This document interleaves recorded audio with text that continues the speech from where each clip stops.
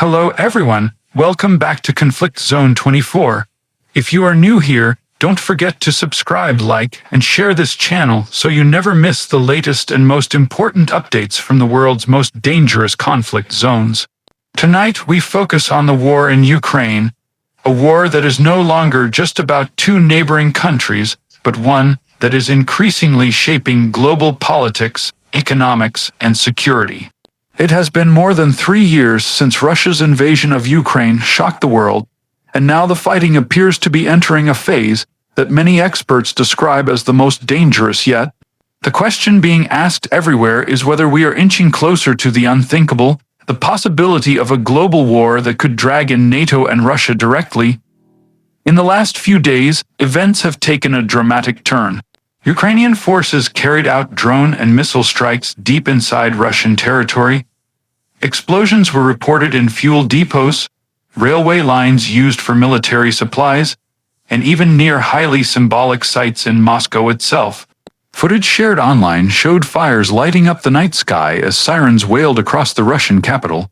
These attacks represent a major escalation and a direct message from Kiev that it can hit Russia far beyond the front line.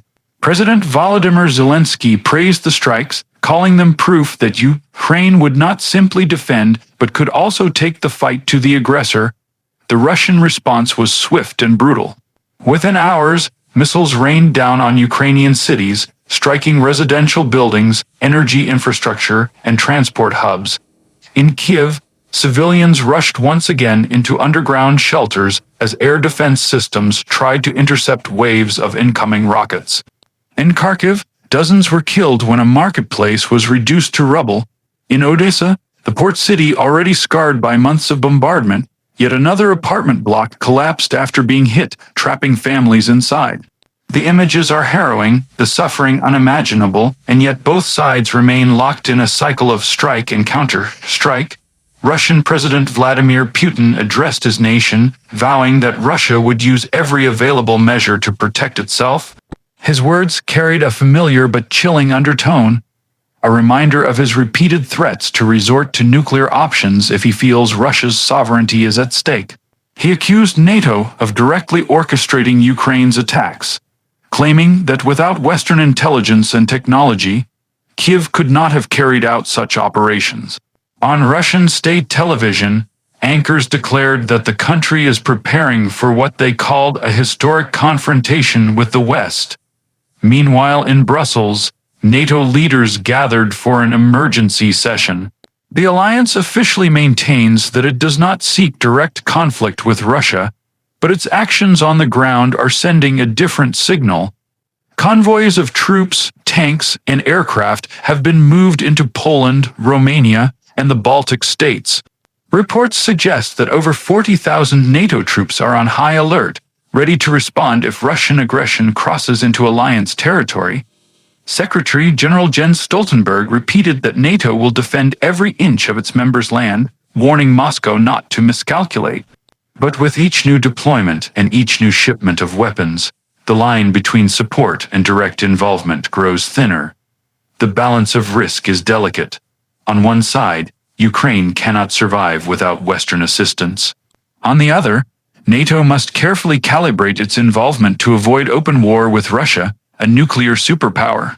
Yet Putin has already framed the war as a clash with NATO itself, and his state media constantly reminds Russians that they are fighting not just Ukraine but the entire Western alliance.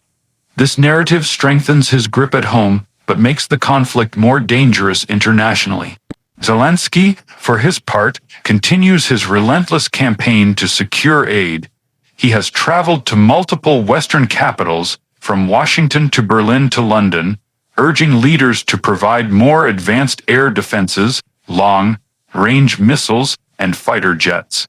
His argument is simple: every delay in support costs Ukrainian lives. His speeches are emotional, often pointing to destroyed homes, orphaned children, and the resilience of Ukrainian soldiers. His refusal to negotiate on Russia's terms, however, worries some observers. By ruling out compromise, Zelensky risks cornering Putin further, leaving him with fewer options other than escalation. Ordinary Ukrainians are once again living through nights of terror. In Kiev, families sleep underground in cold stations, children clutching toys while sirens blare above. In Kharkiv, volunteers dig through rubble with bare hands in search of survivors. Hospitals are overcrowded, and power blackouts sweep across entire districts after infrastructure is targeted. Yet the spirit of defiance remains. Ukrainian voices echo one clear message: they will not surrender, no matter how heavy the cost. On the Russian side, grief is spreading too. Across small towns and villages, funerals of soldiers are a daily reality. Mothers clutch portraits of their sons as military bands play somber tunes. Officially, Russia presents these men as heroes who sacrificed their lives for the motherland. Unofficially, whispers of frustration and disillusion are rising. Some families question why their children were sent to die in a war that seems endless.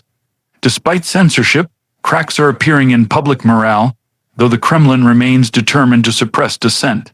Globally, reactions are mixed. The United States has just announced another $8 billion military aid package, including Patriot missile systems and the long-requested F-16 fighter jets. Washington insists that helping Ukraine is essential to defending democracy worldwide. The European Union has rolled out its toughest sanctions yet, targeting Russian banks, oil exports, and high-tech industries. These measures are designed to choke the Russian economy, but Moscow has found lifelines elsewhere. China continues to buy Russian energy and provide critical technology, while India maintains discounted oil purchases. In effect, the world is dividing into blocks once more, with lines reminiscent of the Cold War. This polarization raises fears not just of a prolonged war in Ukraine, but of a much broader confrontation. Military analysts warn that the slightest miscalculation could ignite something uncontrollable.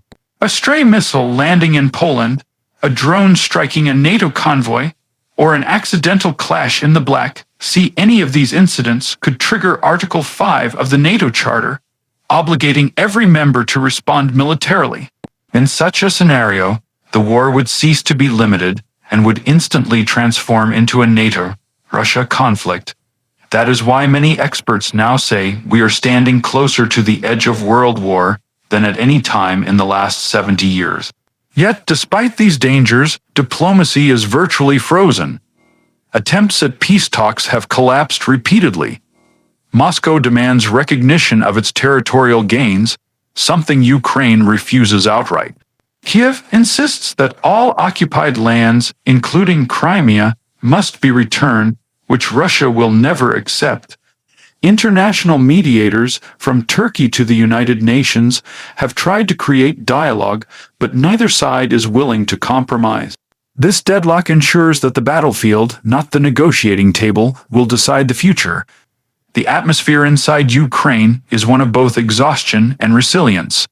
Soldiers rotate from the front lines carrying scars, both physical and emotional. Volunteers deliver aid to villages reduced to ruins. Schools operate in basements, children studying while bombs echo in the distance. Across the country, murals, flags, and songs fuel the determination to resist. To Ukrainians, this war is existential. To Russians, it is framed as a defense against the West. To the rest of the world, it is a looming disaster with consequences that could reach every continent. As we look at the bigger picture, the economic impact is already global. Energy prices have spiked repeatedly. Grain exports from Ukraine, once a breadbasket of the world, remain disrupted, affecting food security in Africa and Asia. Sanctions and counter-sanctions are reshaping global markets. Ordinary people far from the battlefield feel the consequences in their electricity bills, fuel prices, and food costs. The longer the war drags on, the deeper these global effects will become. And that is why leaders everywhere are now grappling with the same question: how to prevent this conflict from expanding further while still standing by their principles. Should NATO hold firm, risking escalation, or should it push Ukraine toward negotiation, risking accusations of betrayal? Should Russia continue its course, risking isolation, or should it find a way to withdraw without admitting defeat?